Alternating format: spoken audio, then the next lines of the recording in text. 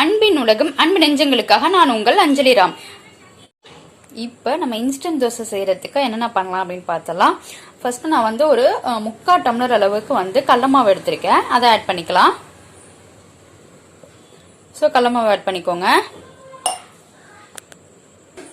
இப்போ அதே மாதிரி 3/4 டம்ளர் அளவுக்கு கோதுமை மாவை ஆட் பண்ணிக்கலாம். இப்போ அதே டம்ளர் அளவுக்கு வந்து 1/2 டம்ளர் வந்து அரிசி மாவு. எல்லாமே வந்து ஒரே கப்ல மெஷர் பண்ணிக்கோங்க. 3/4 டம்ளர் வந்து கோதுமை மாவு, 3/4 டம்ளர் வந்து கடல மாவு, அரிசி மாவு 1/2 டம்ளர் போட்டுக்கோங்க. அரிசி மாவு 3/4 டம்ளர் போட்டோம்னா வந்துட்டு நமக்கு வந்து எப்படி இருக்கும், ஹார்டா இருக்கும், சாஃப்டா இருக்காது. அதே அரிசி மாவு ஆட் பண்ணாதான் அந்த மொறு மொறுன்னு நமக்கு தோசை கிடைக்கும். அதனால தான் அரிசி மாவும் சேர்த்துக்கிறோம். இப்போ வந்து இதுல ஸ்பைசஸ்லாம் சேர்த்துடலாம்.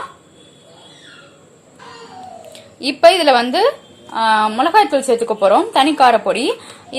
இது வந்து பாத்தீங்கன்னா அவங்கவுங்க காரத்துக்கு தகுந்த மாதிரி சேர்த்துக்கலாம். நான் இன்னைக்கு குட்டீஸ்லாம் சாப்பிட போறாங்கிறதுனால ஒரு 1/2 டீஸ்பூன் அளவுக்கு மிளகாய்த்தூள் சேர்த்துக்கிறேன். அப்புறம் தேவையான அளவு உப்பு சேர்த்துக்கோங்க. இது கூட நம்ம கலருக்காக வந்து ஒரு 1/2 டீஸ்பூன் அளவுக்கு வந்துட்டு மஞ்சத்தூள் சேர்த்துக்கலாம்.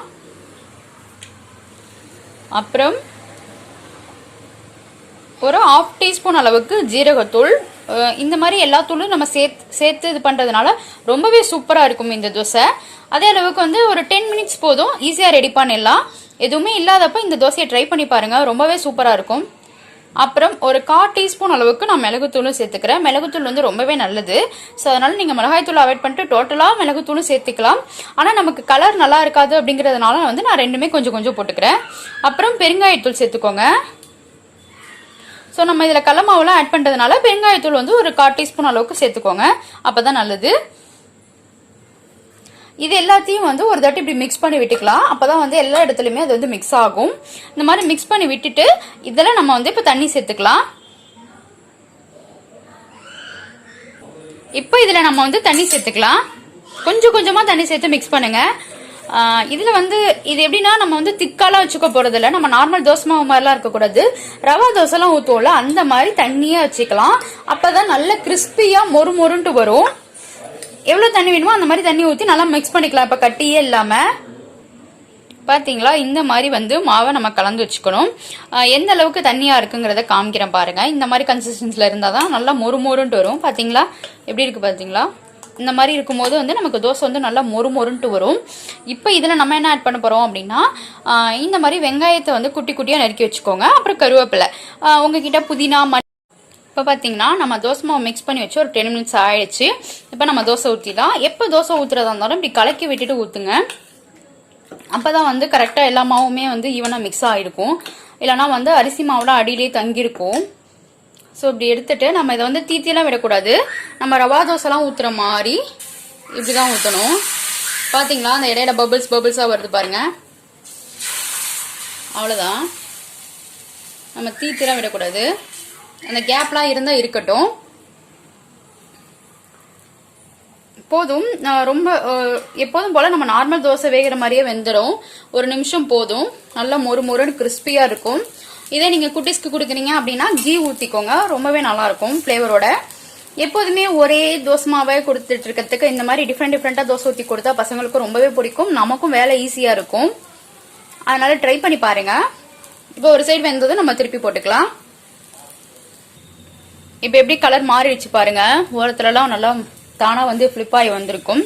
ஸோ இப்போ நம்ம வந்து பரட்டி போட்டுக்கலாம்.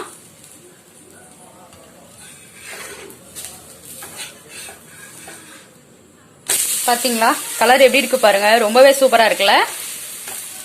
அவ்வளவுதான், பரட்டி போட்டு ஒரு 30 செகண்ட்ஸ் இருந்தா போதும். நம்ம அந்த ஆனியன்லாம் போட்டிருக்கிறதுனால அதெல்லாம் நல்லா வந்து ஒரு மாதிரி லைட்டா ப்ரௌன் கலர் வர ஆரம்பிக்கும். அப்போ வந்து அந்த ஸ்வீட்டோட டேஸ்டா இருக்கும், சூப்பரா இருக்கும் சாப்பிட்றதுக்கு. ஒரு 30 செகண்ட்ஸ் மட்டும் இருந்தா நம்ம தோசை ரெடி ஆயிடும். அவ்வளவுதான், நம்ம தோசை ரெடி ஆயிடுச்சு. இப்போ நம்ம பிளேட் பண்ணிக்கலாம். பாத்தீங்களா, அவ்வளவுதான். இப்போ நம்ம பிளேட் பண்ணிக்கலாம். பார்க்கவே எவ்வளவு சூப்பரா இருக்கு பாருங்க. எவ்வளோ சூப்பராக இருக்குது பாருங்கள். மெலிசா மொறு மொறுன்னு இருக்கும், ரொம்பவே டேஸ்ட்டாக இருக்கும். ட்ரை பண்ணி பாருங்கள். இன்ஸ்டன்ட் சட்னி நம்ம சேனலில் ஒன்று போட்டிருப்போம், அதே இது கூட காம்போவாக வச்சிங்கன்னா ரொம்பவே சூப்பராக இருக்கும். அந்த ரெசிபி பார்க்கல அப்படின்னா நான் ஐகானில் லிங்க் கொடுக்குறேன், அதையும் போய் மிஸ் பண்ணாமல் பாருங்கள். இந்த ரெசிபியை ட்ரை பண்ணி பார்த்துட்டு உங்களுக்கு பிடிச்சிருந்தா எங்கள் சேனல் லைக் பண்ணுங்கள், கமெண்ட் பண்ணுங்கள், மறக்காமல் சப்ஸ்கிரைப் பண்ணுங்கள். இன்னொரு டேஸ்டியான ரெசிபியில் சந்திப்போம். இணைந்திருங்கள் நண்பர்களே. நன்றி. அன்பின் உலகம், அன்பு நெஞ்சங்களுக்காக நான் உங்கள் அஞ்சலி ராம். இன்னைக்கு நாம சேனலில் ஒரு சூப்பரான ரெசிபி பார்க்க போகிறோம். அது என்னன்னு கேட்டிங்கன்னா இன்ஸ்டன்ட் தோசை. இன்ஸ்டன்ட் சட்னி போட்டிருப்போம், சட்னி மட்டும் போட்டுட்டு தோசை போடலனா எப்படி, அதனால தான் இந்த தோசையை ரெடி பண்ணிட்டேன். இந்த தோசை வந்து செய்யறதுக்கு டோட்டலாகவே ஒரு 10 மினிட்ஸ் போதும். ரொம்பவே சூப்பராக இருக்கும், கிறிஸ்பியாகவும் டேஸ்டியாகவும் இருக்கும். இந்த ரெசிபி எப்படி செய்யலான்ட்டு வாங்க பார்க்கலாம், வீடியோக்குள்ளே போகலாம்.